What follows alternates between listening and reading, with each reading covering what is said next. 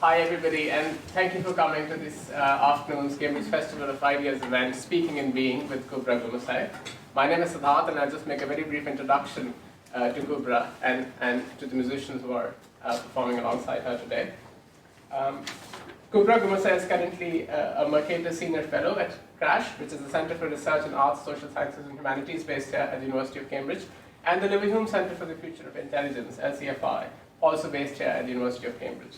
Her book, Sprach und Sing, was first published in German in 2020 and instantly became a bestseller. Speaking and Being will be published in May at Profile Books. I have to say that we do have some copies outside that Kübra will be happy to sign after the event, and you can buy at £10. There are some accompanying musicians today with Kübra. Peter McMurray is the Associate Professor in Ethnomusicology, saxophonist and media artist. Fatima Lehem is a musician, writer, researcher, and educator. Saman Savadi is a composer, improviser, and artist researcher. Leah Lucas-Sakau is an artist researcher working in the intersection of arts, post-humanism, and technology. And with that, may we please invite Kübra on stage. Thank you.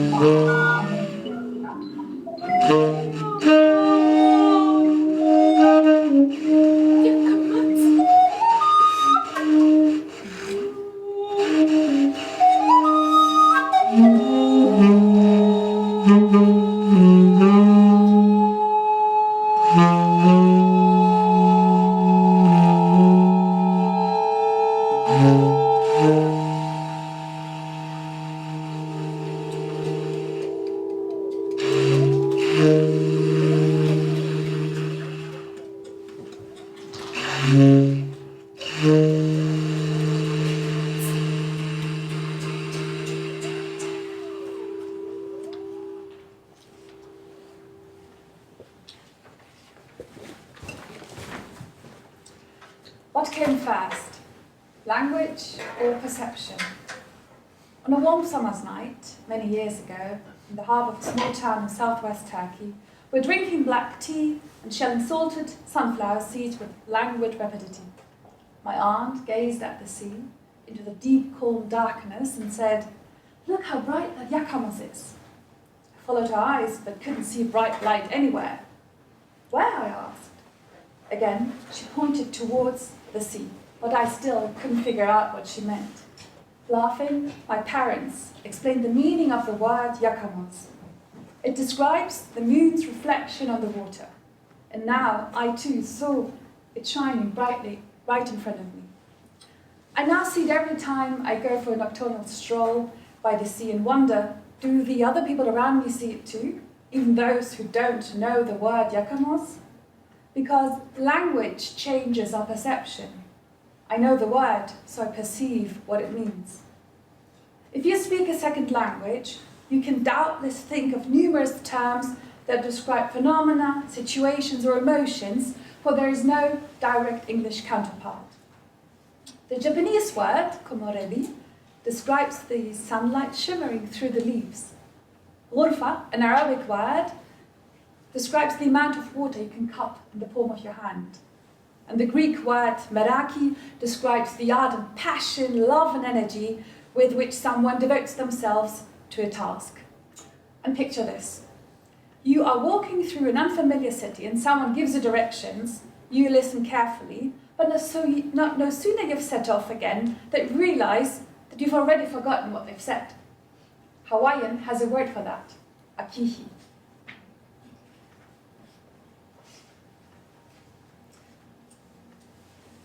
Many languages, such as Indonesian, Turkish, Japanese, Finnish, and Farsi, have no gender-specific pronouns, no she, he, or it.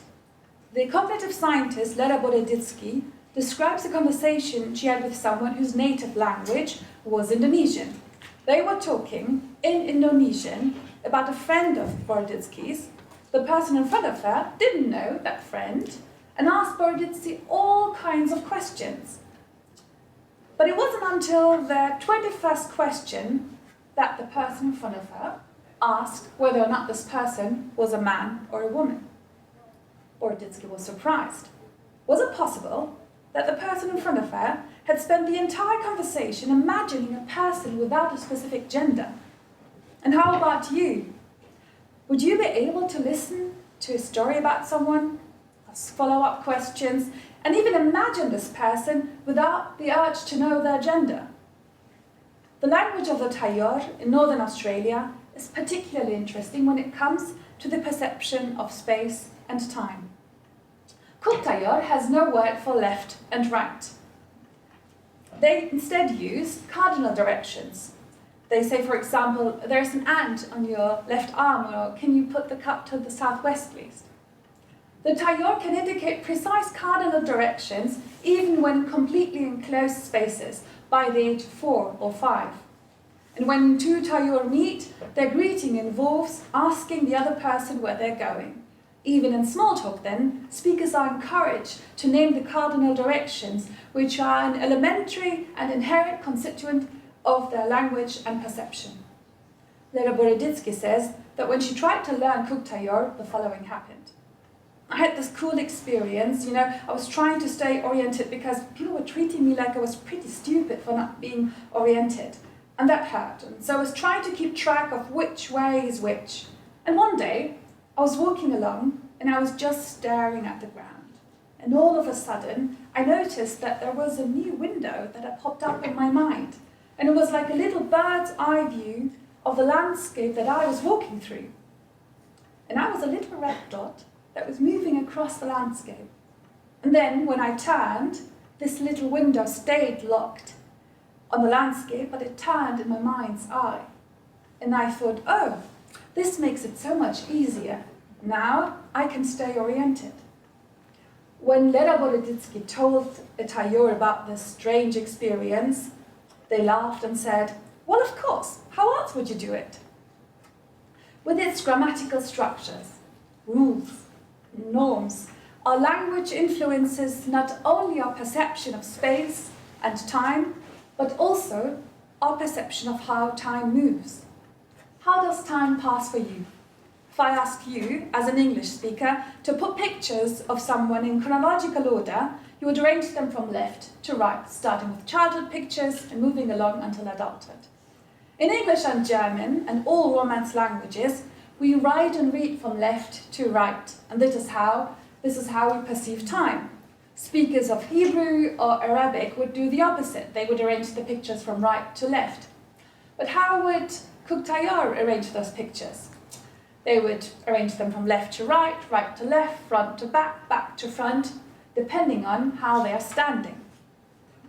For Kutayör, the time moves along with the sun from east to west. So if they were facing north, they would be arranging the pictures from right to left.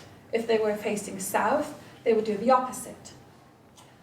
Discovering this perception of time and the world has left a lasting impression on me.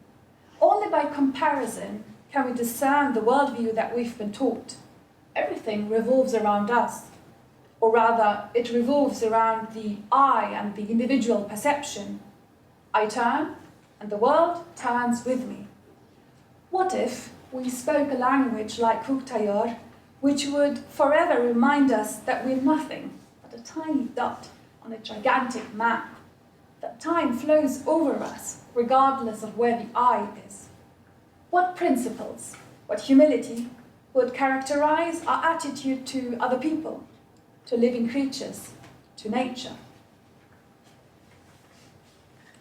In his 1960 essay, The Hollow Miracle, the literary theorist, philosopher, and Holocaust survivor George Steiner wrote, "Everything forgets, but not language.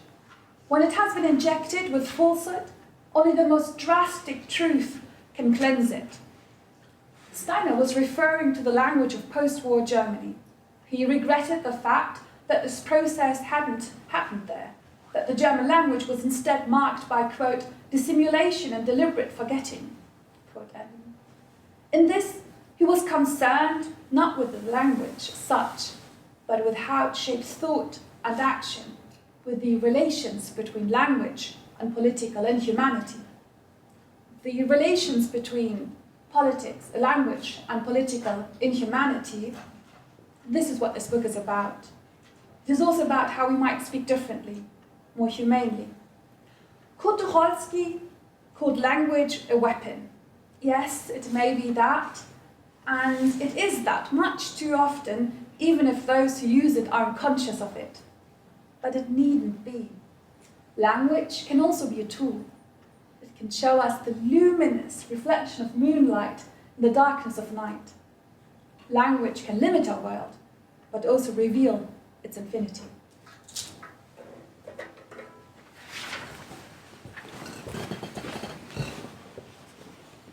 Venez donc, venez donc. Venez donc, venez. Venez donc, venez donc.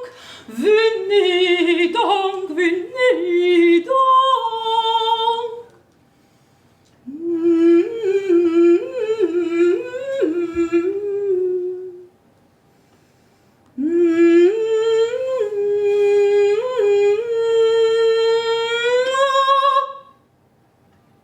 Descendant, descendant, descendant, salut, descendant, descendant, salut.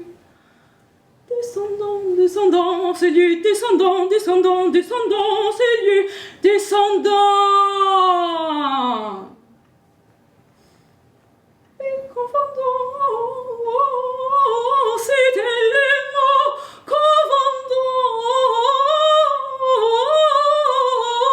étaient les mots, le langage, qui ne sont tendus.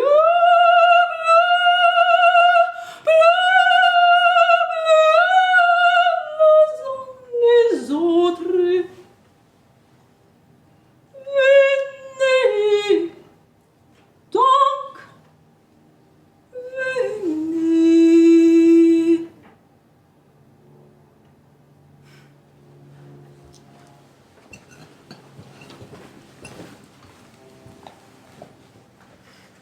What happens to us when we're no longer permitted to speak a language that allows the various facets of a being to make themselves heard and felt?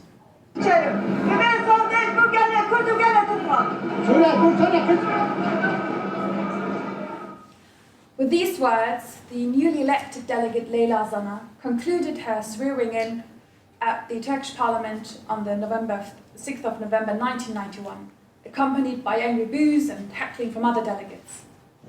Long live the Turkish-Kurdish Brotherhood, she had said in Kurdish. At a time when Kurdish activists were being tortured in prison, Kurdish publishers were being shut down, and the Kurdish population was mourning numerous innocent victims. And it's worth noting that many of these forms of structural violence and oppression of the Kurdish people and other marginalized groups and minorities continue to this day. Zana's words, however, were a peaceful, symbolic act of making people visible outside prevailing stigmas and taboos. 3 years later, it was one of the reasons that Leyla Zana was sentenced to 15 years imprisonment. The problem was not what she had said, but that she had said in Kurdish. When the Turkish Republic was founded as a nation-state, the various peoples who lived on Turkish territory were declared to be henceforth one people, and Turkish was made the official national language. Consequently, ethnic minority languages, for example Greek, Kurdish, Circassian and Ladino, were suppressed. It is a policy that endures to this day. For decades, it was illegal to speak Kurdish, which meant that Kurds often had to avoid speaking in their mother tongues, even within their own four walls, although it was frequently the only language their parents spoke fluently.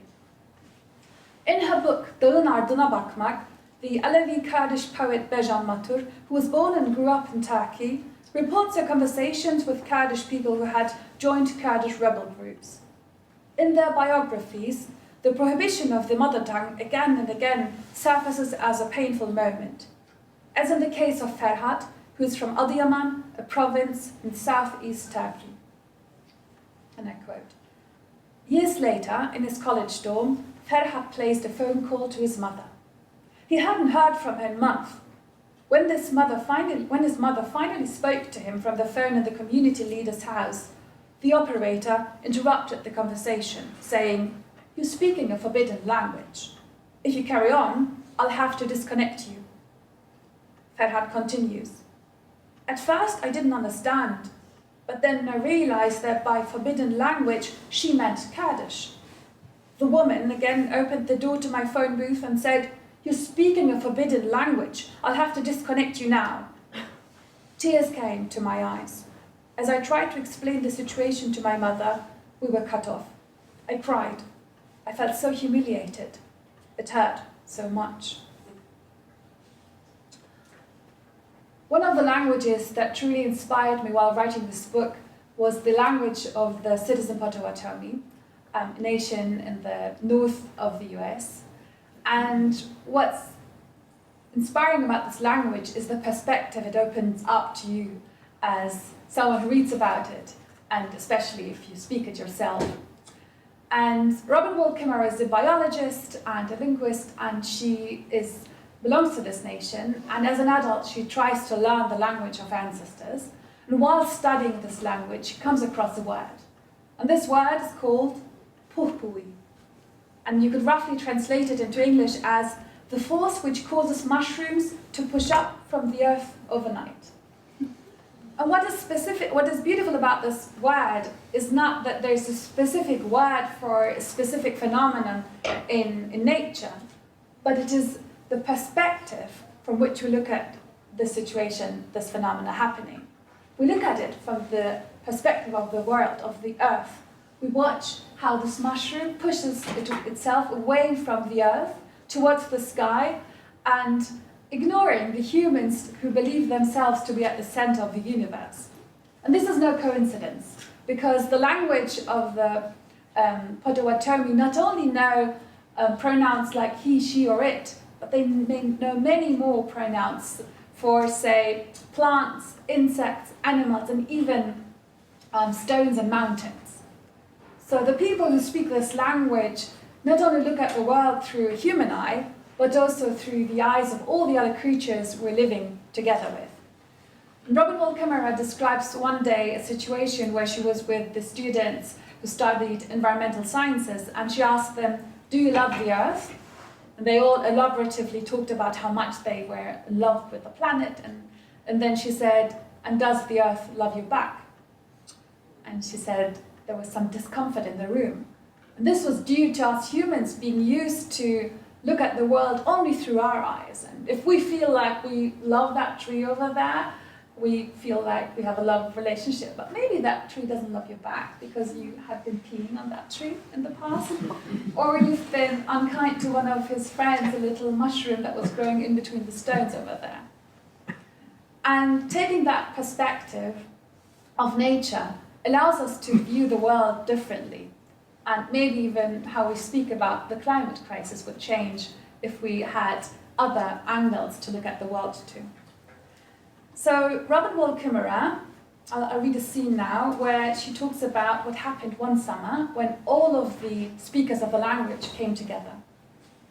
The US biologist Robin Wall Kimmerer was confronted by a deeper chasm when she started to learn the language of her ancestors. Kimmerer is of the indigenous citizen Potawatomi nation, whose administrative seat is in Oklahoma. Like thousands of other children of indigenous peoples, her grandfather was torn from his family when he was 9 and placed in a boarding school where he ended up spending several years. The school forced the children to assimilate, prohibiting them from speaking their mother tongue. Many indigenous North American languages are now classed as endangered, including Potawatomi. One summer, Kimmerer writes, all living speakers of Potawatomi came together to teach a language course. They came with canes, walkers, and wheelchairs. Kimmerer counted them. 9. 9 fluent speakers in the whole world. Our language, millennia in the making, sits in those 9 chairs. The words that praised creation, told the old stories, lulled my ancestors to sleep, rest today in the tongues of 9 very mortal men and women. The mother of one man had hidden him when the children were abducted, so that he was able to remain behind as a carrier of language. He told the group, "We are the end of the road. We are all that is left. If you young people do not learn, the language will die. The missionaries and the US government will have their victory at last."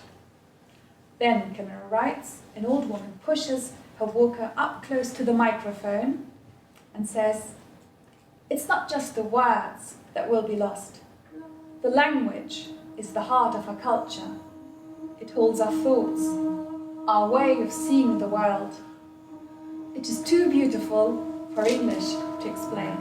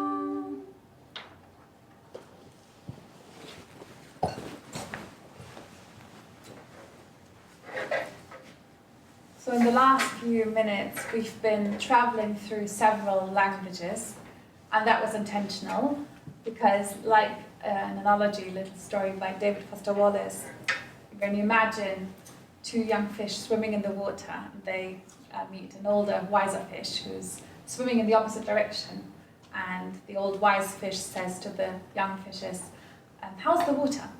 They nod and swim, continue swimming, and after a while one says to the other, "What the hell is water?" Language is like water to us, and so for the last few moments we've been swimming through other waters at the oceans, and now we're slowly coming back to more familiar waters, to maybe then be able to see what is around us and how it influences us. And now we're moving deep into the language and looking at the gaps and the perceptions within a language. Between language and the world, there are gaps. Not everything that is becomes language. Not everything that happens finds its expression in it. Not everyone can be in the language they speak, not because they're not proficient in it, but because the language is insufficient.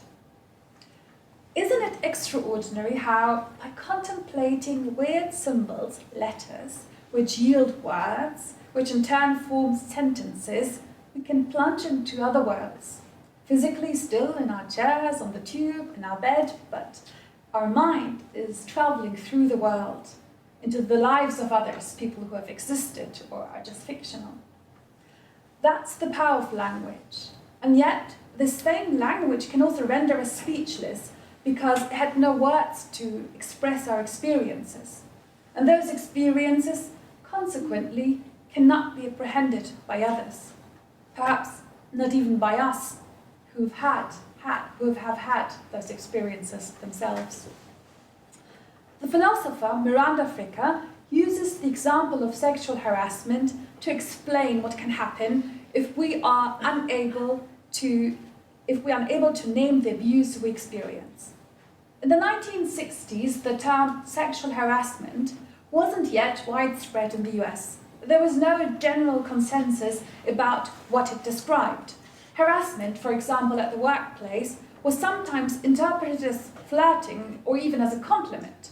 The boss who did the harassing would be unaware of any misconduct and benefit from the lack of comprehension, while the harassed employee could neither name the event nor take any measures to protect herself against this in the future.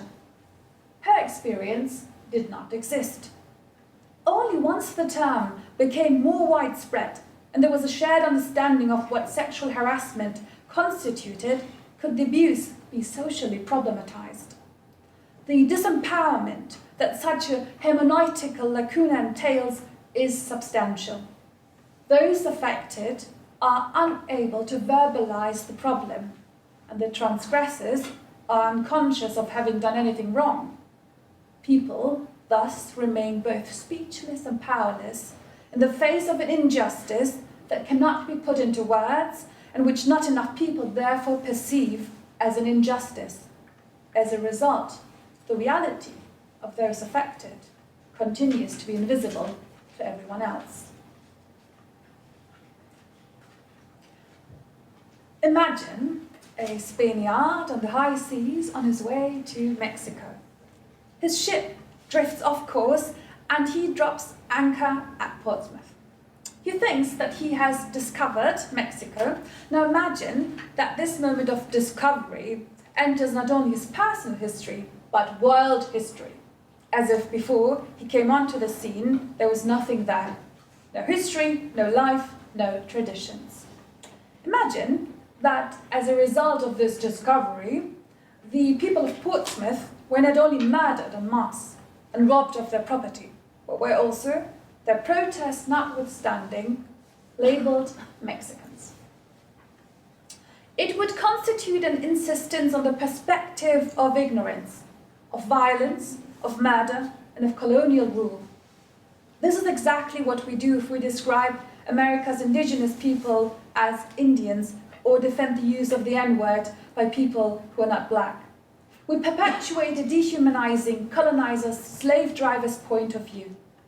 To call people what they would like to be called isn't a question of being polite, nor a symbol of political correctness or a progressive attitude. It is simply a question of common decency. I refuse to call others anything other than what they would like to be called. I refuse to suppress their perspective and instead make room for it. Because there are many perspectives in this world, as many as there are people. Taken by themselves, each of them is narrow. Everyone is prone to prejudice and limited by their experience. But when certain perspectives, for example that of white Europeans, are privileged above others, when their narrow point of view claims the right to dominate, claims to be universal, objective, and neutral, then other perspectives and experiences lose their claim to validity. It is as if they didn't exist. Yet whenever a dominant perspective and its claim to universality and neutrality and objectivity are scrutinized and challenged, there's an uproar. Terms such as mansplaining, manspreading, or old white man counter-resistance because they reverse the perspective.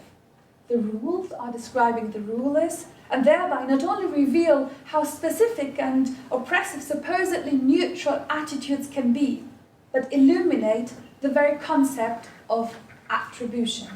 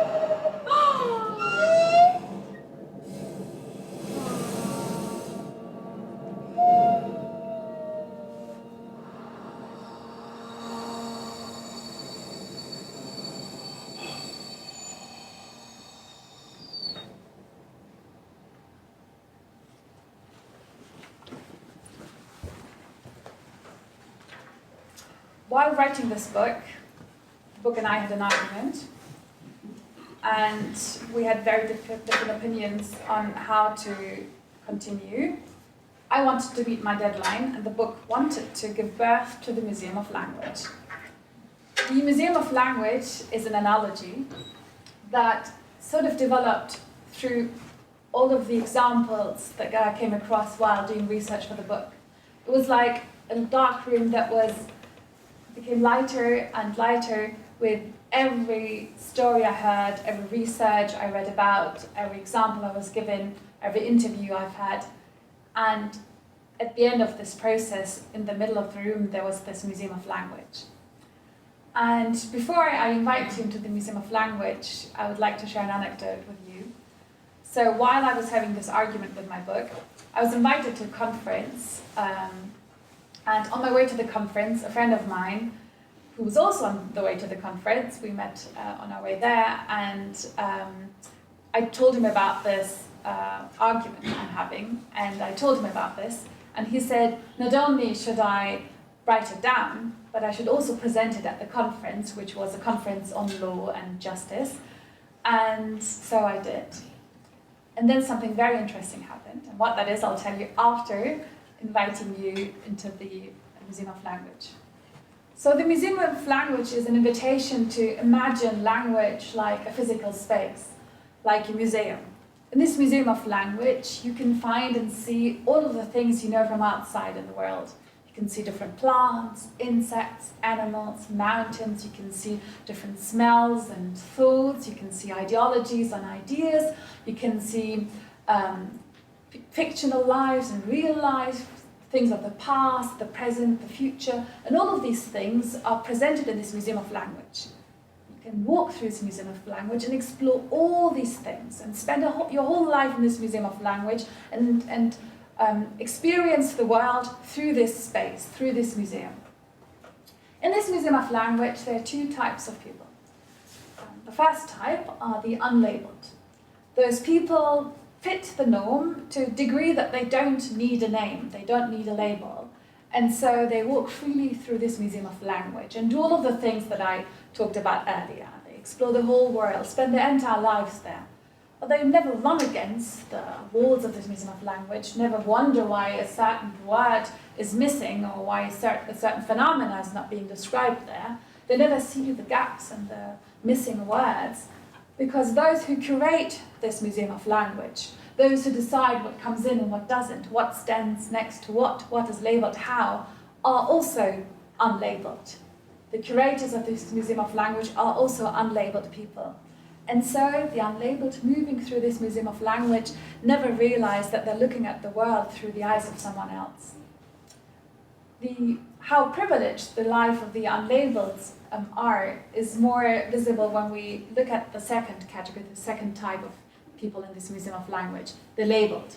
These are people who, in one way or another, divert from the norm of the unlabelled. In the eyes of the unnamed, the named are different, somehow obscure. They, the unlabelled, want to understand the labelled, but not as individuals, but as a category. So they give them a name, a category, which builds a glass cage in the Museum of Language, and they give them a definition that basically is what the unlabelled find interesting about the named. And the definition defines how big and wide this glass cage in the Museum of Language is. So some people in this Museum of Language live as labelled people, and they are caged in these glass cages, and they suffocate in these glass cages, and they run against the walls again and again. And because of the pain that this causes, they retrieve and now only move at maximum distance to the borders of their definition, the borders of their existence, until they turn into a caricature of themselves, until they turn into a stereotype. Others, however, keep going, and they start to create cracks in the walls of the glass cage. Their foreheads start bleeding, and for a brief split second, they are able to breathe in the freedom of the Museum of Language, the freedom of almost going into the Museum of Language as unnamed, unlabelled people, when the inspection begins. The unlabelled, want to understand why this labelled person doesn't fit its definition. And so they start the inspection. They start to scrutinize this person. Every inch of their skin and body, everything that they are made of, their skin, their hair, their existence, the way they live and love and believe, all of these things are being scrutinized and analyzed in a humiliating way. And the labelled who experience this scrutiny, this inspection, endure this because they hope that at the end of this inspection there will be freedom.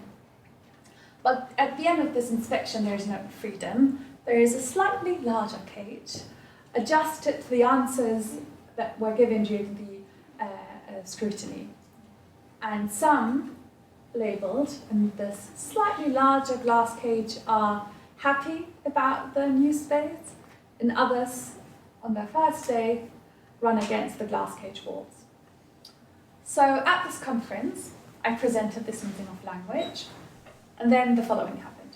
With me on the panel, together with me, there was a professor of law, and she talked about the Anti-Discrimination Act in Germany, and that the group that profited most of this act were old white men, because they would usually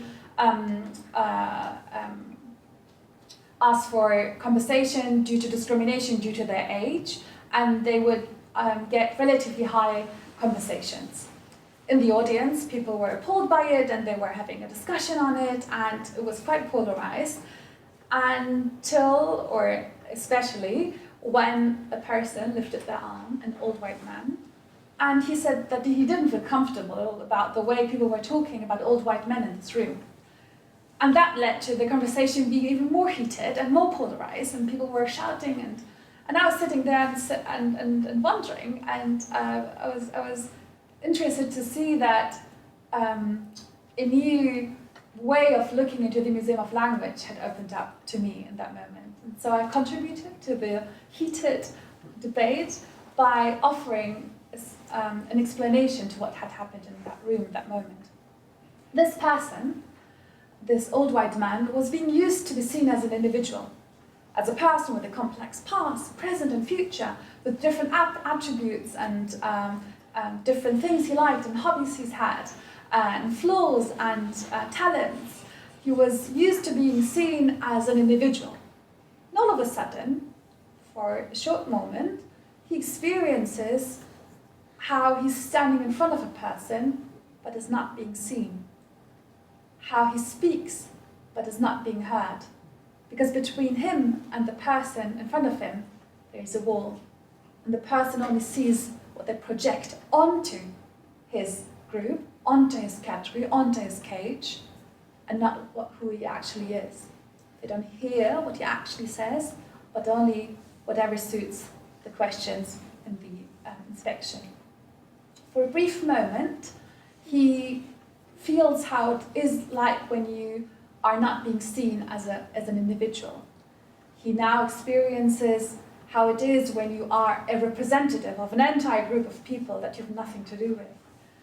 He experiences what it is to having to position yourself to what someone else does who's also in the same category as you. He experiences for a brief moment what it feels like to, instead of just live your life as you wish, be occupied with defending yourself and proving to others that you don't adhere to the negative attributes attributed to your category. That you're not privileged and sexist and racist and blah, blah, blah, blah, blah, but that you are you. Instead of being you, you're occupied with proving that you're not what they think you are.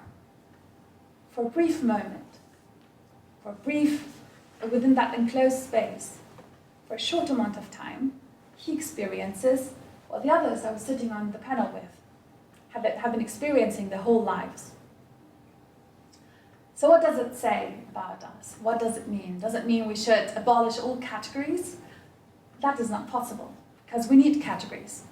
Categories are tools that humans have created to communicate with one another. Imagine a color spectrum. What do we see? We see blue, purple, red, orange, yellow, green, blue. And we see all of these colors. And all of these colors, this color spectrum that we see, and the names we have given to different parts of these spectrums are tools that humans have created to communicate to one another, to talk about the green tree and the yellow sun.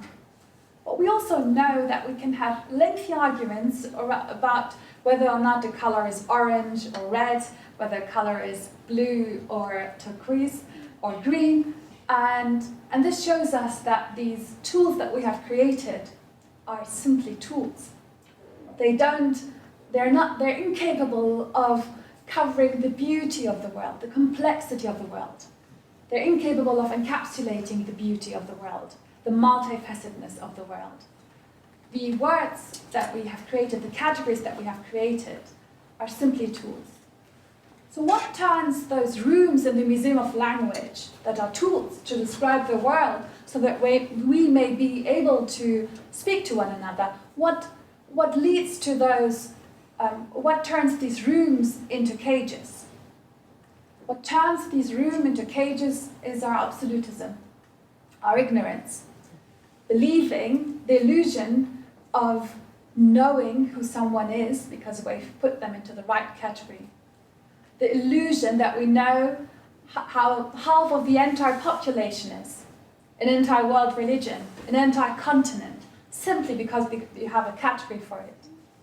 But this absolutism is nothing that individuals all of a sudden decide to live by. Absolutism is something that our culture encourages. We live in a culture where people are encouraged to pretend to know it all. We live in a culture where in our political debates, people are not doubting themselves and agreeing with one another to find out how the different perspectives actually could come together. But we live in we experience a political discourse where different absolute perspectives fight with one another, try to win the argument and the audience, instead of bringing these perspectives together. How? An inspiration is an example from the Indian philosophy. Imagine a dark room, and in that dark room there's a big elephant. We invite different people over to describe what an elephant is. And some people will say elephants are long and soft animals. Someone else will say elephants are thin and hairy animals. And another person will say leathery and heavy animals. All of these perspectives, contradictory perspectives, are simultaneously right. The task that we have as humans is to contextualize our perspectives, to bring them together. If one person in that room claims to have universality, objectivity, and neutrality, what happens? Not only are all the other perspectives oppressed, but we also miss the opportunity to see what is in front of us.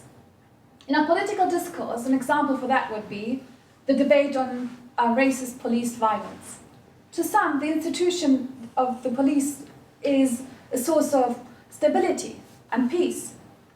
And for others, the same institution is a source of racism, violence. These completely contradictory perspectives are simultaneously true. The task of the public is not to ask which one of these are right and who is lying, but to bring these perspectives together. And what does it mean to bring these contradictory perspectives together? It is to ask not who is right or wrong. It is to ask, how do we deal with an institution that is apparently not offering the same service to all? How do we deal with an institution that is causing for some to suffer? Is this institution capable of offering it to all? And with which intention was this institution created?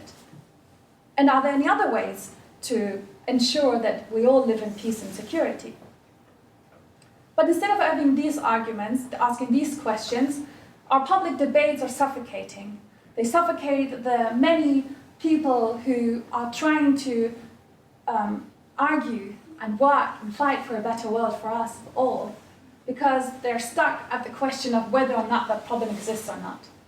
So we see the same with the climate crisis, sexism, racism, and many other forms of oppression and injustices in our world today. All of these actually problems that can be solved. So what would open those rooms in the Museum of Language? What I will now argue for is something that might sound difficult, because I'm going to argue for humility.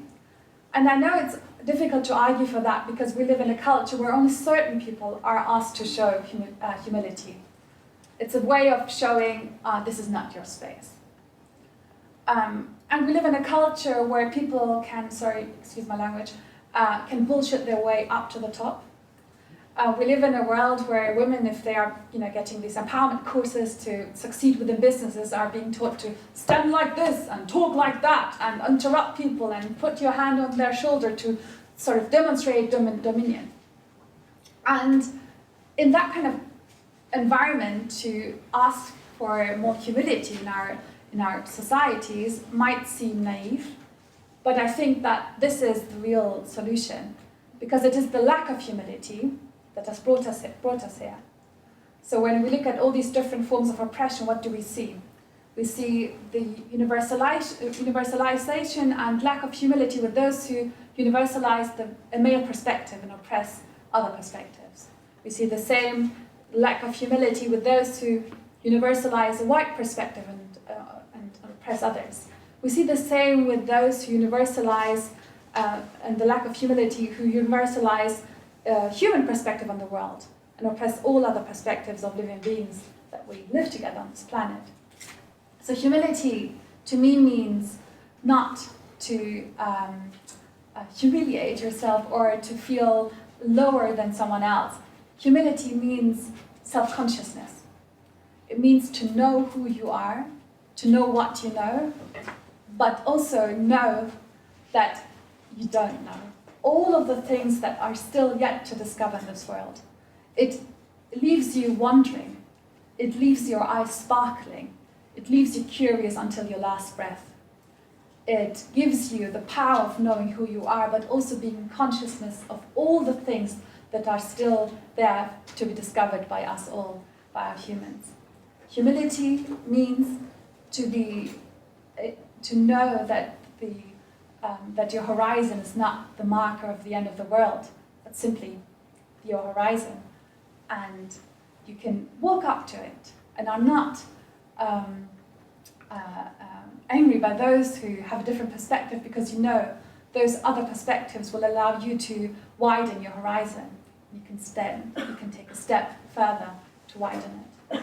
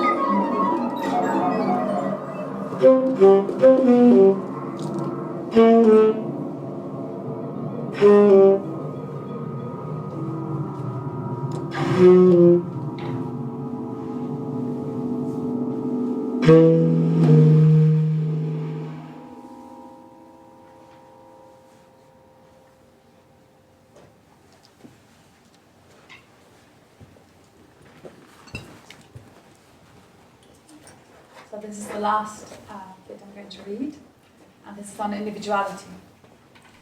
Individuality, complexity, ambiguity, flaws, imperfections, all of these are privileges.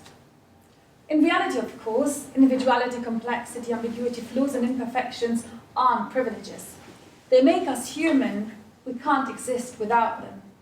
Yet, the very things that make us the heterogeneous creatures that we are privileges denied to anyone who deviates from the norm. Those who are scrutinized, labeled, and imprisoned by the definition the labelers impose on them. The Jewish woman, the black man, the woman with a disability, the immigrant, the Muslim woman, the refugee, the lesbian, the trans woman, the migrant worker.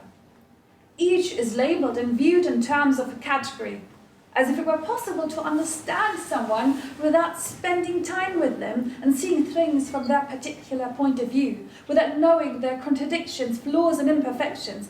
Even then, though, you can never truly know a person, or can you honestly say that you have completely and thoroughly understood yourself and were able to explain yourself to another person in a short small talk and explain yourself as a whole.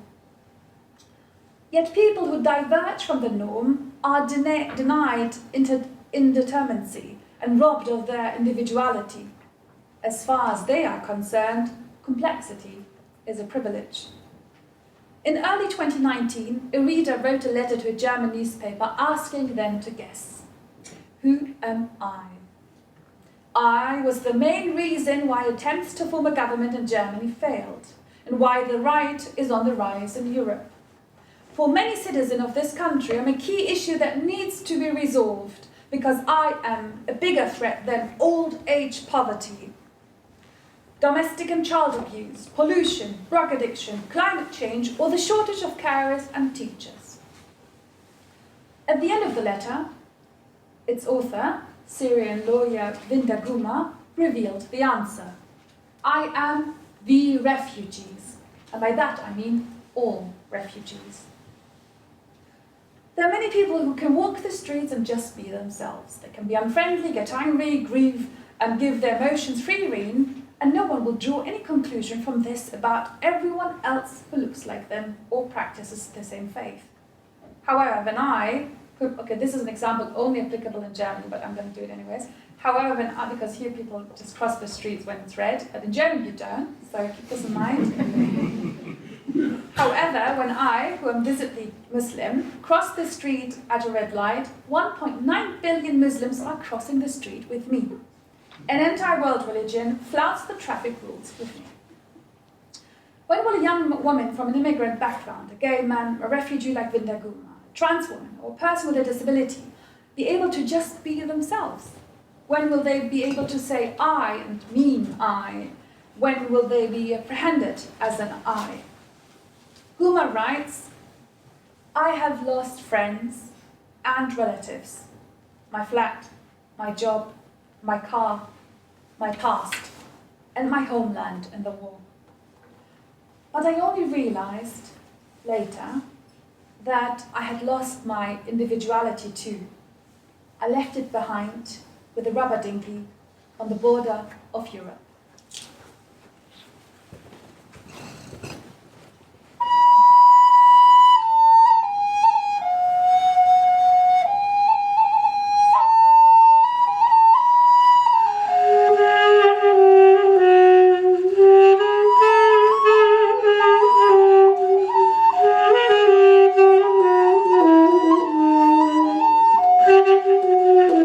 Würdest du mir bitte sagen, wie ich von hier aus weitergehen könnte?